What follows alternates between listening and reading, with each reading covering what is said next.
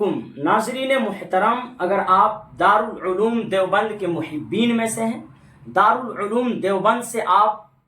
پیار محبت کرتے ہیں، واقعی میں اگر آپ کے دل و دماغ میں دارالعلوم دیوبند سے محبت ہے تو آپ اس پیغام کو دوسروں تک ضرور پہنچائیے گا،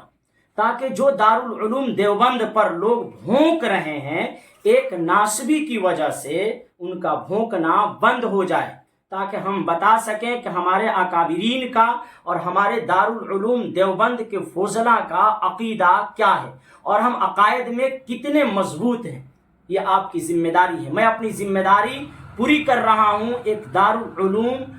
کے فاضل ہونے کی حیثیت سے۔ اب آپ کی ذمہ داری یہ ہے کہ آپ لوگوں تک اس پیغام کو پہنچائیے، تاکہ جو لوگ دارالعلوم دیوبند سے بدظن ہو رہے ہیں ان کا ذہن صاف ہو جائے۔ آپ کو معلوم ہوگا کہ ایک ناسبی نے حیات سیدنا یزید کے نام سے ایک کتاب لکھی ہے، جس میں اس نے نہایت ہی میں بول نہیں پا رہا ہوں، حضرت علی رضی اللہ تعالی عنہ کے حوالے سے اور حضرت حسین رضی اللہ تعالی عنہ کے حوالے سے بہت ہی نازیبا گفتگو اس نے کی، بہت ہی نازیبا گفتگو کی ہے، اور اس نے یزید کو رضی اللہ رحمت اللہ اور کیا کیا بنا دیا ہے۔ یہ ابھی کتاب جو منظر عام پر آئی ہے، اور اس میں ایک تقریر کی نسبت کی گئی ہے مفتی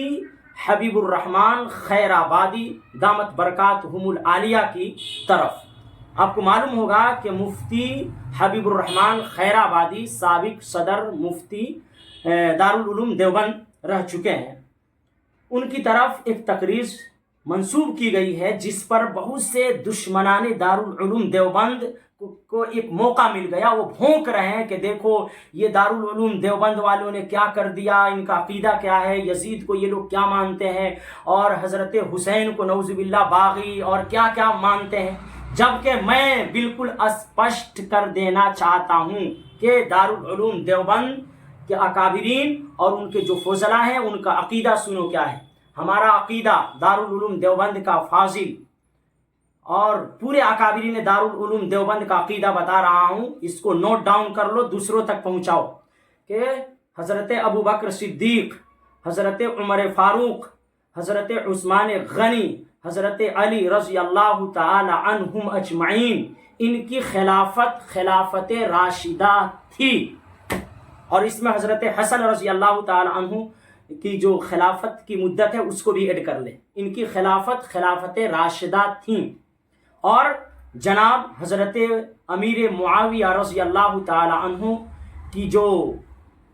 حکومت تھی وہ حکومت عادلہ تھی۔ یہ دارالعلوم دیوبند کا عقیدہ ہے، اکابرین کا اور ان کے جو فضلاء ہیں سب کا عقیدہ ہے، یہ جو میں نے آپ کے سامنے بیان کیا۔ اور حضرت حسین رضی اللہ تعالی عنہ اور یزید خبیث کے درمیان جو اختلاف ہوا تھا، اس میں حضرت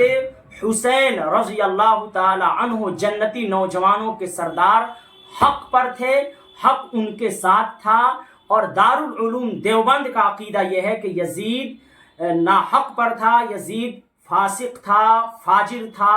مجرم تھا، خبیث تھا۔ یہ دارالعلوم دیوبند کا متفقہ عقیدہ سنا رہا ہوں آپ کو کہ یزید ظالم، فاسق، فاجر اور خبیث تھا۔ یہ دارالعلوم دیوبند کا عقیدہ ہے، اور حضرت امام حسین رضی اللہ تعالیٰ عنہ حق پر تھے۔ اب جس بندے نے کتاب لکھی ہے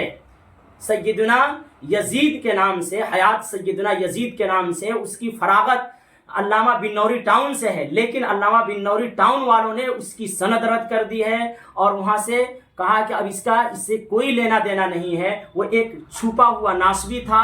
ہاں، اس کا کوئی دارالعلوم دیوبند سے یا